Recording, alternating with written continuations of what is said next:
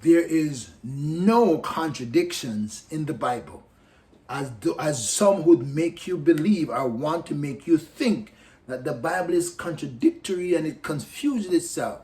There is no contradictions in the Bible because one, God is not the author of confusion, and two, he preserves his word for even those who want to make you think, oh, man write the Bible so they make mistakes and here and there create confusion.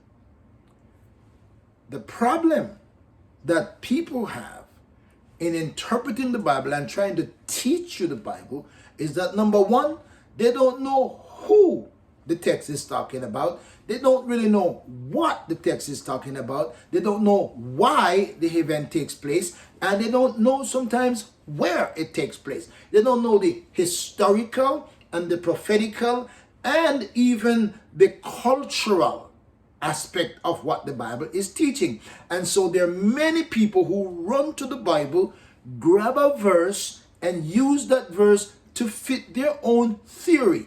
The problem is you should not go to the scriptures to fit a story or to fit it into a place where you want it to work. You ought to go to the scripture to get an interpretation and an understanding of what the author intends for you to know or for us to know. So we should not, they call it in theology, eisegete, to read into the text what we want it to say, but rather we should exegete, to extract from the text what the author intends for us to learn. So for example, the people don't know dispensations.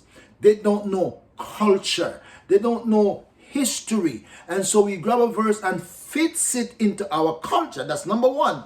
We can't use culture to interpret scripture because God in his wisdom, there is no way that God could use culture to determine scripture or Christian living because culture varies around the world. That means some people could do this and it's right and some could do it and it's wrong. No, that's not how God works. Righteousness is righteousness. Sin is sin. Wrong is wrong. Right is right. Good is good. Evil is evil. And not everything that is being done by culture is evil. And that's what many people who try to teach you the scriptures have not taken the time to understand who, what, when, where, and why.